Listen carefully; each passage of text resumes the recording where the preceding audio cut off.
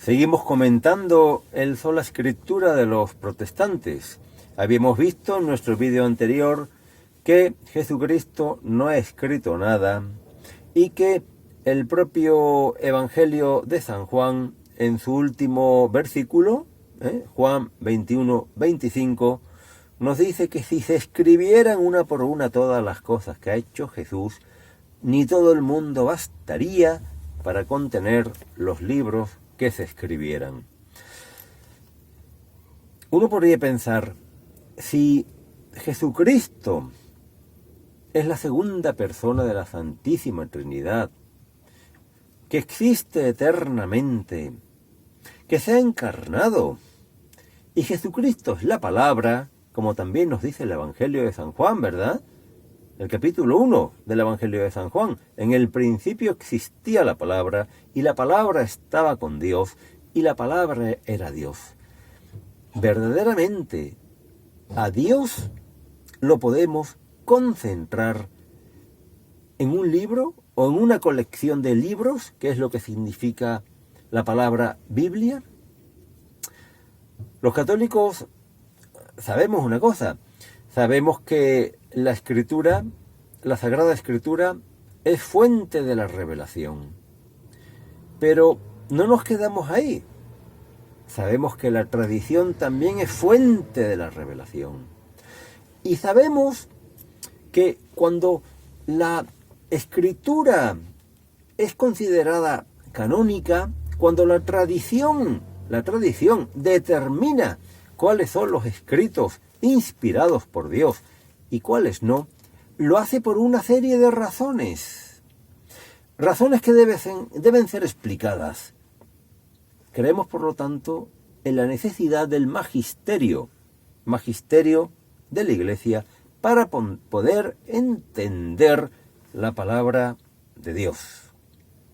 Esto es fundamental, porque si no, llegaríamos al principio protestante de sola escritura, por el cual cada uno puede interpretar libremente. ¿Cuál es la consecuencia práctica de esta libre interpretación de la Escritura? Pues la atomización del protestantismo. Miles de iglesias protestantes, porque en realidad puede existir tantas doctrinas como personas, como fieles protestantes, si cada uno interpreta por su cuenta. Entonces, tengamos en cuenta esto. Tengamos en cuenta que es la tradición la que ha determinado qué libros son canónicos. Jesucristo se ha encarnado. Jesucristo ha vivido con sus discípulos. Jesucristo ha padecido bajo el poder de Poncio Pilato. Ha sido muerto, ha sido sepultado. Ha resucitado, se ha aparecido a muchas personas y ha subido al cielo. Pues cuando todo eso estaba ocurriendo, los evangelios no estaban escritos. Cuando tiempo después surgió el primer libro del Nuevo Testamento, que es la primera epístola a los tesalonicenses, los evangelios no estaban escritos.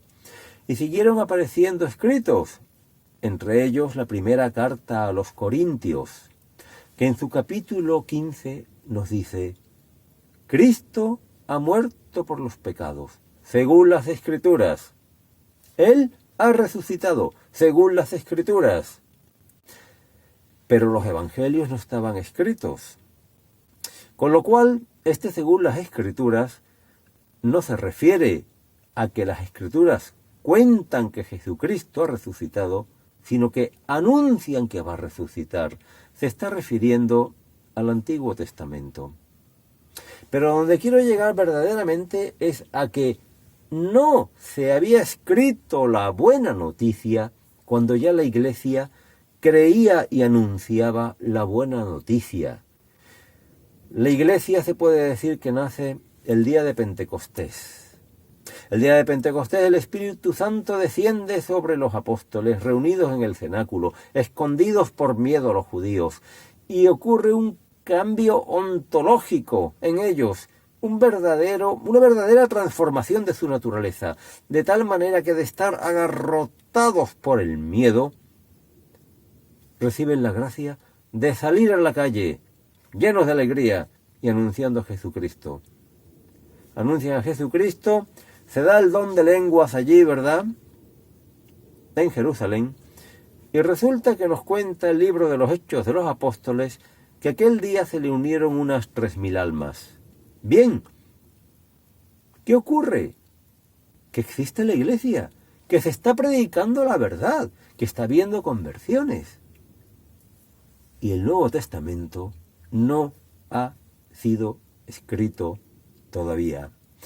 Luego, si sabían que Cristo había resucitado, si sabían que había vencido la muerte, si sabían que existía el perdón de los pecados, si sabían que Jesús había subido al cielo, se había sentado a la derecha de Dios y había recibido poder sobre todo poder y podía enviarnos el Espíritu Santo, si lo sabían, no era porque estuviese escrito.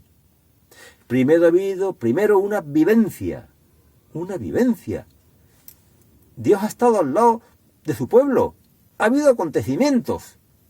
Y después, esos acontecimientos se han escrito, y no todos. Hay muchas otras cosas que hizo Jesús. Si se escribieran una por una, ni todo el mundo bastaría para contener los libros.